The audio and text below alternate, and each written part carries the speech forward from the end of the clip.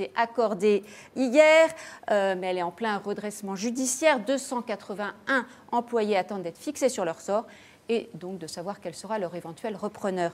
Mais le débat s'est déplacé donc sur le terrain politique. L'État est partie prenante dans cette affaire par le biais de Vallourec, actionnaire d'Ascoval. Ce matin, Xavier Bertrand, président de la région Hauts-de-France, président LR, sommait le gouvernement d'agir sur cette question. On l'écoute.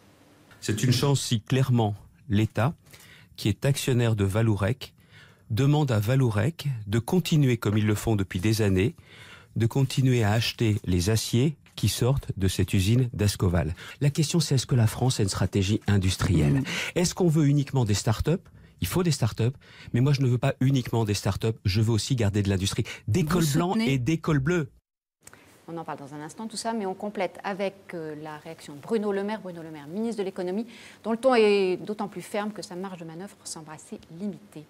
Et je suis prêt à ce que l'État mette 1 euro d'investissement sur Ascoval dès lors qu'1 euro d'investissement privé aura été trouvé pour un projet qui soit durable. Oui, c'est nouveau. Et je vous dis, Elisabeth Partichou, je suis prêt à me battre jusqu'au bout. Je ne lâche rien. Rien. Cécile Crouzelle, le gouvernement et l'État peuvent clairement faire plus. On peut toujours, en théorie, faire plus, mettre de l'argent, recapitaliser une entreprise et que l'État peut en devenir un actionnaire. Après, la question, c'est celle de l'utilité de ces fonds publics utilisés comme ça. C'est l'argent ça reste l'argent des Français. Moi, je dirais plutôt, si on savait que c'était la bonne politique, ça se saurait depuis 40 ans. C'est-à-dire qu'en France, on a régulièrement fait ça. C'est toujours la même histoire, Florent, j'ai l'impression que c'est toujours le même scénario et rien en fait. On agit coup par coup, on met de l'argent comme ça, sous coup d'émotion et il ne se passe rien et la production industrielle française a décru, n'a pas retrouvé encore tout à fait son niveau de 2008. On a perdu 1 million d'emplois dans l'industrie et voilà, tandis que l'Allemagne, qui est quand même pas connue pour ses bas coûts, elle a vu sa production augmenter, donc c'est pas la bonne stratégie visiblement. Georgie, c'est quoi la solution? La sidérurgie française est moribonde. Est-ce qu'elle peut être maintenue sur perfusion? Alors, je suis d'accord avec vous que c'est le même scénario qui se reproduit régulièrement. Et c'est le scénario classique de l'État ne peut rien et il faut délocaliser. Et l'emploi industriel quitte la France. On a, par un double effet ciseau, on a un dumping social et en même temps des capacités de délocalisation qu'offrent les dispositions de l'Union européenne. Oui, pour une fois, je suis d'accord avec Xavier Bertrand, parce que lui, il défend sa région et donc il défend des gens en chair et en os, concrets, des Français, qui perdent leur travail et n'en retrouvant pas d'autres, parce qu'il n'y aura pas de start-up là-bas. Et tous ces gens-là, comme dans toutes les autres entreprises, comme GMS dans la souterraine, souffrent d'un système où on fait croire qu'il y a un repreneur, mais qui en fait sert à fermer l'entreprise par petits bouts, en épuisant complètement les syndicalistes et les gens sur place, jusqu'à la fermeture définitive. C'est tragique et je crois que la France peut faire un peu mieux. Et l'histoire de M. Le Maire de 1 euro pour 1 euro investi, ça c'était ce qui avait été proposé à l'époque d'Alstom. Donc c'était pas la droite, c'était Montebourg qui était pour Alstom. Et puis alors qu'1 euro avait été trouvé dans le privé, finalement l'État n'a pas mis 1 euro pour 1 euro investi. On a tout vendu à General Electric, M. Macron. Bernard de la Villardière, oui. L'État finalement, il sert à quoi quand il est actionnaire? On se demande, c'est une des démonstrations que l'économie mixte, ça ne sert pas à grand-chose parce que finalement l'État est un peu l'otage des entreprises dans lesquelles il est actionnaire et il ne prend pas forcément les bonnes décisions et l'économie mixte, ça ne marche pas. Enfin, on voit bien que ces sociétés comme Air France notamment où l'État est présent, le fait que l'État soit actionnaire, ça ne sert pas à grand-chose et plus globalement sur le cas de cette usine de Saint-Saulve, c'est vrai qu'on agit toujours sous le coup de l'émotion. En fait, il est important de considérer le secteur de l'acier, où on en est l'acier, les niveaux de prix de l'acier dans le monde.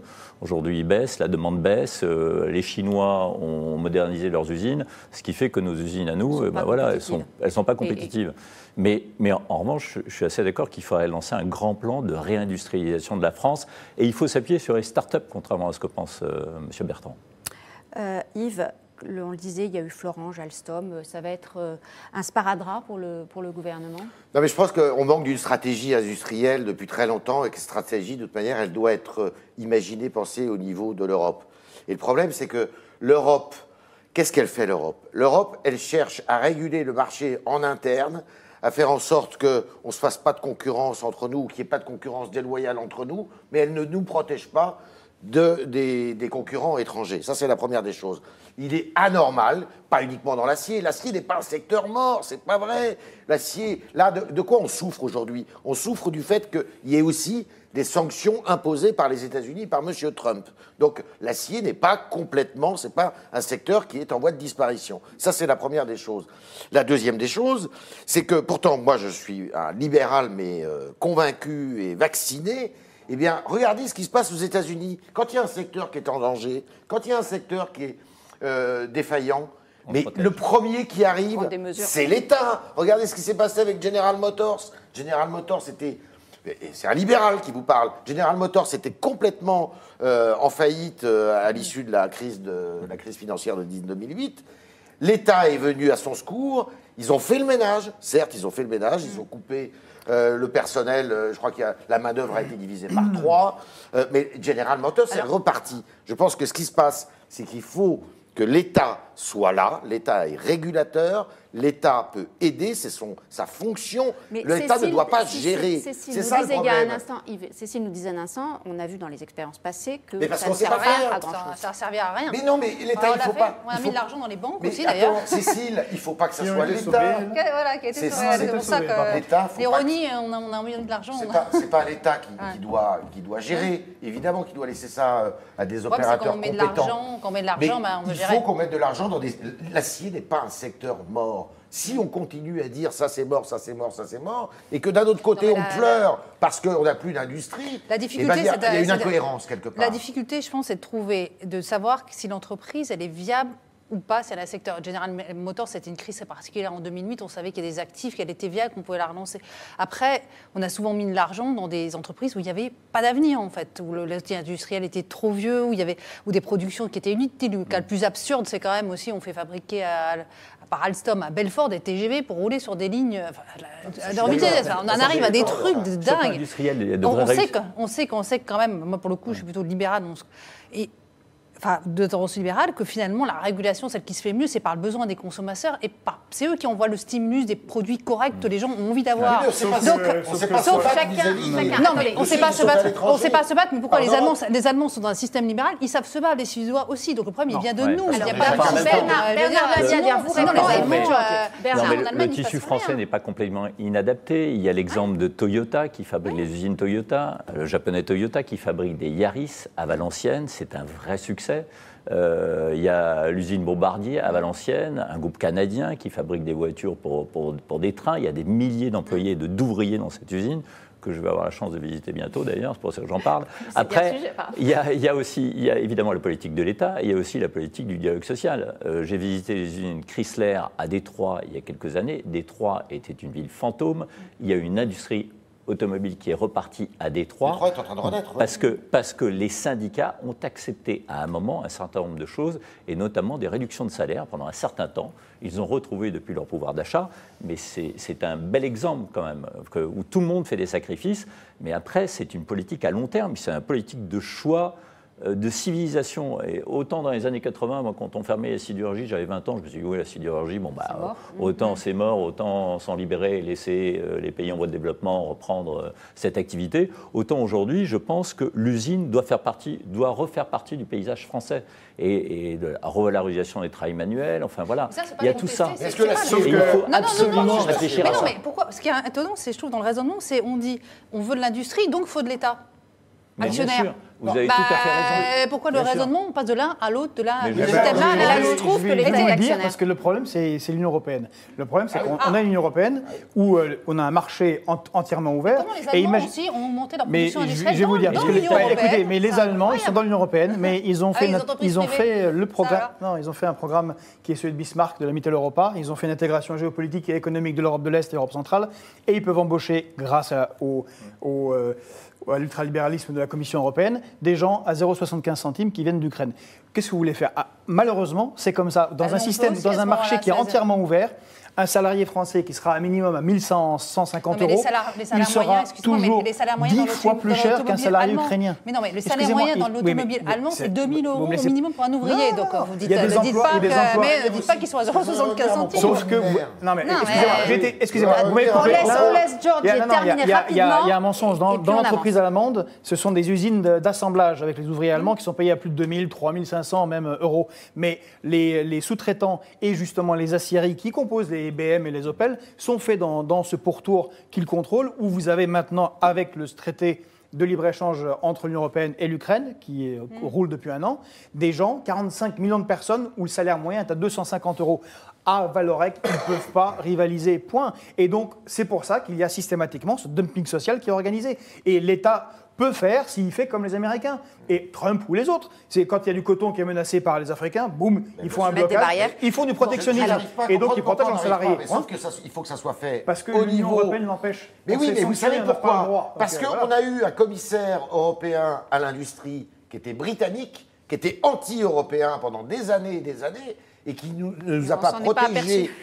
Mais qui ne nous a pas protégés. Ça a quand même été un des problèmes majeurs de l'Union européenne, qui ne nous a pas protégés des marchés extérieurs. Il s'est plutôt occupé de savoir, à l'intérieur, si on ne se faisait pas de la concurrence déloyale. C'est ça qui est... Mais l'Europe va en crever de ça, parce que l'Europe se regarde de l'intérieur et essaye de se préserver, enfin pas de préserver des équilibres internes au lieu de s'occuper de ce qui se passe à l'extérieur.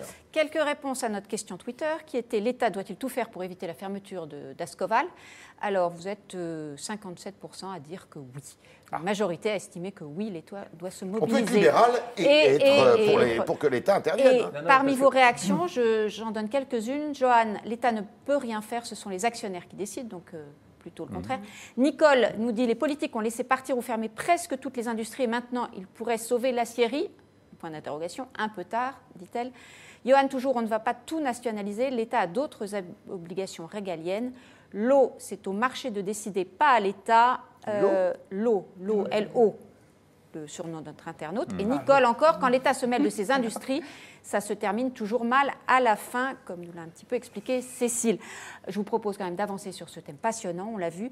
Alors, c'est un peu incident, mais c'est Xavier Bertrand ce matin, toujours interviewé sur RTL, qui parlait à ce moment-là de la rémunération des patrons, des PDG du CAC 40.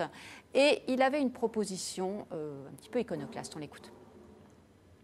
Si la part variable des patrons n'était pas liée seulement aux résultats financiers, mais était liée d'une façon ou d'une autre à l'emploi. L'emploi est absent de tout élément de rémunération, même variable. Vous trouvez ça normal, vous? Cécile, c'est démagogique, bonne idée. Ça vous tombe dessus, là. Oui, ça a déjà été évoqué sur l'environnement. Non, mais on peut considérer effectivement qu'il y a une envolée des salaires des patrons depuis 20 ans. On peut considérer que ça pose problème quand même, les écarts. 5 millions en moyenne pour on peut quand même... annuel. Alors, on est sur un marché... En fait, ce qui se passe, c'est qu'ils sont sur un petit périmètre, ils se connaissent quand même tous plus ou moins entre eux, donc il n'y a pas vraiment de concurrence, et tout ça, ça a poussé tous les salaires à la hausse, et comme les actionnaires qui les votent, ça ne les dérange pas, en fait. Voilà. Mais l'idée d'indexer, non pas sur les résultats, mais sur l'emploi et sur les résultats en matière d'emploi. On est dans un système, on est dans un système où il n'y a pas de contre-pouvoir pour l'instant. Xavier Bertrand d'intégrer la France insoumise. Non, mais est-ce que c'est un projet de civilisation? Si effectivement l'action des dirigeants d'entreprise doit rémunérer au maximum les actionnaires et les financiers, bah oui, il y aura moins d'emplois. Mais si il y a une part sociale, ou même on a parlé d'une époque d'éthique de l'entreprise, mais juste le simple intérêt pour ses concitoyens, pour ceux qui travaillent sur le même territoire, eh ben oui, ça serait bien que soit intégré le bonheur dans l'entreprise. Recrue de Jean-Luc Mélenchon? Oui, bah, c'est normal. Oui. Bah, là, il joue, évidemment. Il est président d'une région où ça ne se passe pas très bien. Il doit faire du social, donc il adapte son discours. Il ne faut pas être complètement naïf. Sur le fond, moi, je trouve que ce n'est pas une bonne idée. Je souhaite que les patrons soient le mieux payés possible si leurs salariés sont le mieux payés possible aussi. Et puis, il y avait eu d'autres propositions pour que l'écart ne soit pas... Non, mais ça, c'est une proposition de la France Insoumise. Je suis complètement contre. Alors là, absolument. C'est énorme. Entre 1 000 et 25 000 euros. Non, mais si vous voulez, c'est toujours la même chose. On n'arrivera jamais, parce que moi, je suis contre ces sociétés à caractère socialisante. Ce qu'il faut, c'est que les patrons aient une conscience Tout est dans la conscience. Un système libéral ne peut pas marcher s'il n'y a pas de conscience. Mais spontanément, je dirais, moi, de contre-pouvoir. Pas de contre-pouvoir, oui, mais surtout. Un patron qui est payé... Aussi, c'est un problème d'éducation, de contre-pouvoir aussi. De citoyenneté, d'éducation. Donc spontanément. Non, spontanément. Moi, je parle de contre-pouvoir. Ça veut dire que le patron, imaginons que vous soyez patron, qui a une conscience et qui paye mieux ou veuille faire... Eh bien, il sera mis en concurrence immédiatement par un autre patron qui n'aura pas de conscience et qui fera du dumping social. Mais si, bien sûr. C'est bien évidemment. Si vous n'avez pas de régulation d'État... Quand vous êtes à la tête d'une entreprise qui ne marche pas très bien et que vous êtes outrageusement bien payé, c'est qu'il y a un problème. Il y a un problème de conscience du patron. Je suis désolé. Et le capitalisme ne peut pas... Quelles que soient les règles qu'on établit, elles seront contournées. Donc même si on adopte une loi pour interdire... C'est pour ça qu'il y a la régulation d'État qui est une bonne chose, qui permet à tout le monde de jouer dans un cadre qui protège... Il n'y a pas de science sans conscience, mais il n'y a pas de capitalisme sans conscience. Totalement exprimé. Il n'y a pas de bon capitalisme sans régulation. C'est ça, c'est la conscience, je rejoins un peu ce que disait Yves à l'instant, absolument. Après, je trouve qu'on devrait développer davantage encore l'actionnariat salarié. Mais c'est vrai que la gauche a trouvé pendant très longtemps, je me souviens d'une expression de François Hollande qu'on a interrogé là-dessus il y a quelques années, il disait « je trouve ça un peu aliénant ». Bon, voilà. Ça date de 67 quand même. Et c'est dommage parce qu'on devrait le développer bien davantage. Il faut que le salarié partage. Non, mais après il y a la pression parce qu'on parle de contre-pouvoir. Je pense il n'y a pas forcément que l'État régulateur. Mais ça existe déjà avec la contre-pouvoir, ça peut être les syndicalistes quand il était plus fort. Avant les années 90, quand il y avait le mur de Berlin, qu'il y avait la menace communiste, tout le monde avait la trouille et tout le monde se tenait. Bah voilà, c'est ça un contre-pouvoir, Maintenant, aujourd'hui, il n'y a plus. Non, mais c'est vrai, il n'y a plus. Mais, oui, il n'y a plus une menace, donc c'est la fête. Mais une fondation pour le retour du communisme. Non, mais je caricature. Non, mais le système. Non, mais ce que je veux dire, c'est que le système a besoin. Enfin, pour le coup, en vrai libéral, je crois au contre-pouvoir et au contre-pouvoir. Donc, s'il n'y a pas de contre-pouvoir face à un pouvoir, le pouvoir a un mot de Georges face à ce contre-pouvoir, l'UIMM, le syndicat des patronats de la sidérurgie, c'est illustré quand même des décennies dans l'achat et la mise en difficulté des syndicalistes qui résistaient un peu trop. Alors n'oublions pas que les patrons du CAC 40, c'est quelques dizaines, et le problème c'est que c'est eux qui font l'image des patrons en France, alors qu'il y a des centaines de milliers de patrons, de petits patrons qui partagent les bénéfices et qui n'abusent pas de leur pouvoir. Vous n'avez pas répondu tout à l'heure à la question, Yves, c'était celle sur le politique, est-ce qu'il va être vraiment, ça va lui coller à la peau cette histoire d'Ascoval et de... Oui, c'est nécessairement... De l'incapacité, finalement. Parce que Macron y était allé comme ministre de l'économie. Macron y était allé en 2016 comme ministre et il avait dit « vous pouvez dormir sur vos deux oreilles ». Oui, mais bien sûr, mais vous savez, il y a un précédent qui a coûté très très cher à Lionel Jospin quand il avait dit « l'État ne peut pas tout ». On était en l'occurrence dans le secteur automobile, je crois que c'était à Valenciennes, c'était justement avant que Toyota n'arrive. Et en 2000, il avait dit, ou 1999, il avait dit « l'État ne peut pas tout ». L'État ne peut pas tout, tous les Français qui sont plutôt assez, un colbertiste et deux jacobins, eh ben, ils l'ont renvoyé à ses chères études. Donc, dire en France